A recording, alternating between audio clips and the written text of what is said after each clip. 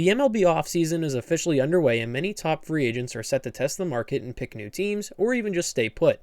I wanted to take a look at the list MLB trade rumors put out and give my destinations for the top 25 that are available. Before we get into my thoughts, make sure to leave a like, subscribe, and comment down below where you think some of these players will go. Starting off with Juan Soto, I have him staying put with the New York Yankees. In his one season with the Bronx Bombers, Soto put up an MVP caliber season. He hit .288 with 41 home runs, 109 RBIs, and an OPS of .989. He is going to be the most sought-after player on the market, with other major markets like the Dodgers, Mets, Red Sox, and others wanting him. However, I do think he does stay with the Yankees and try to help them get back to the World Series.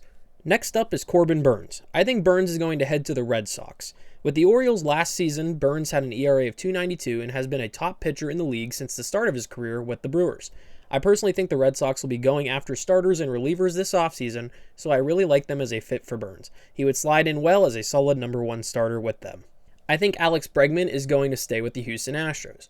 Last season, he batted .260 with 26 home runs and 75 RBIs. He as well had an OPS of .768. I personally just don't see him leaving the Astros.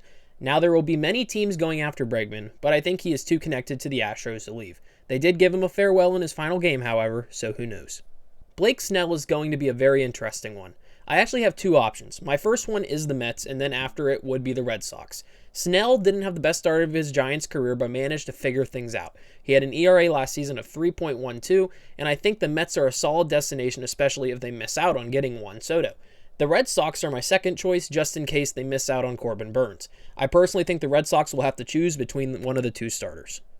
It seems like everyone is set on Willy Adames going to the Giants, and I am going to agree with that statement. Adames had an amazing year with the Brewers, and he will be a splash that the Giants make.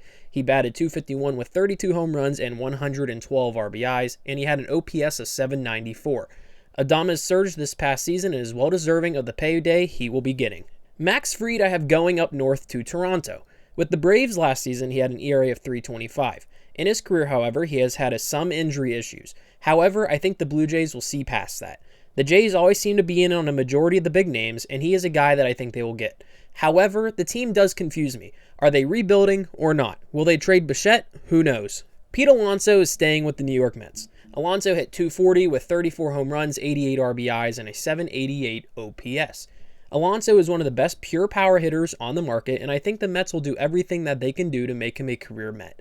I've seen predictions saying the Nationals as well, but I honestly don't see Steve Cohen letting a division rival get the polar bear. However, if the Mets go all in on Soto, maybe Alonso will be gone. I'm stuck between Jack Flaherty staying with the Dodgers or going back to the team that traded him, being the Detroit Tigers. He had a 3.17 ERA last year and had an amazing season on his one-year prove-it deal. I want to give the edge, though, to the Dodgers, but their priorities might be adding any star they can get, basically being Juan Soto. Anthony Santander I have going to the Cincinnati Reds. I think this would be a solid power hitter for the smaller ballpark the Reds have and would be an interesting move for them. He would add some pop into that lineup to go along with Elly De La Cruz. Santander hit .235 with 44 home runs, 102 RBIs, and had an .814 OPS in a career year with the Orioles. I think if any big name this offseason goes to a small market, it could be him. I have Sean Manaea going to the Cubs. Manaea had a .347 ERA last year in a very solid season and playoff run with the New York Mets. I think the Cubs are in another situation like the Blue Jays. They both can be a solid team, but just kind of confuse me lately with some of their moves. Both of these teams, however, I think make a splash on a top pitcher this offseason. Teoscar Hernandez is staying with the Dodgers, I think. He hit .272 last season with 33 home runs, 99 RBIs, and an OPS of .840. Personally, it looked like he enjoyed his time with the Dodgers and he had a career season in my opinion there. I think he gets a payday with them and stays on the West Coast wearing the Dodger blue.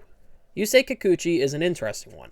Last season was very good for him. He put up a .405 ERA with the Blue Jays and Astros last season. I personally have him going to the Orioles. I think Baltimore is a solid spot for him to land at and that he would fit well in their rotation. Christian Walker is also intriguing. His free agency could go in many different ways, but I think he is either going to be a Yankee or a National. I think his decision comes after the Pete Alonso one is done, however.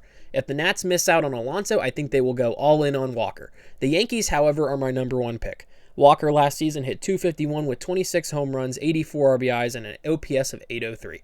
I think will be a very solid fit for whatever team is going to get him. Tanner Scott, I think, stays in San Diego. With all the prospect capital the Padres gave up to get the reliever, I think they will try their best to get him signed. Scott last season had an amazing year where he had an ERA out of the pen of 1.75. If the Padres want to beat the Dodgers, they will need to keep their bullpen solid and try to add to it. I have Luis Severino going to the Blue Jays. The Mets could possibly get him back, but I think their priorities will be on Juan Soto, Pete Alonso, and Blake Snell.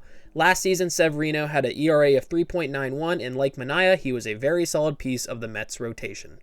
Jurickson Profar is very interesting. He clearly had the best season of his career last year where he hit .280 with 24 homers, 85 RBIs, and an OPS of .839. The best season coming at age 31 and him already being in the league for 11 years. I do think he will stay in San Diego, but wouldn't be shocked if he is overpaid just a tad. I am rooting for him, though, to stay at the pace he played at in 2024. Nathan Eovaldi will stay with the Rangers. After a season with a 3.80 ERA, I think Eovaldi stays in Texas but is approached by multiple teams. I think his signing period will last a while since I think he is kind of the start of the mid-level starters available. He is no way a number one option to lead a rotation, but could be a solid 2 or 3 in any rotation in the MLB. Jeff Hoffman will go to the Boston Red Sox. He had a very great year out of the pen for the Philadelphia Phillies where he had a 2.17 ERA. Besides Tanner Scott, I think he is the next best reliever on the market for teams to go and get. I said earlier that I think the Red Sox will be in on top pitching with both starters and relievers, and I think that they will shift a lot of focus on adding Hoffman. Tyler O'Neill I have going to the Pittsburgh Pirates. Yes, the Pirates will finally sign a free agent to a multi-year deal. I know it's been a while, but they extended Brian Reynolds, Mitch Keller, Brian Hayes, and need to take advantage of the time that they have with Paul Skeens. Last season, he hit .241 with 31 home runs and 61 RBIs, and had an OPS of .847. The Pirates need to add some power to go with Cruz and Reynolds, and O'Neill can provide that. His injury history is iffy, but for the Pirates to be good, they have to start taking risks. As a fan of them, please do this. Gleyber Torres is going to be a Mariner and head to the Pacific Northwest.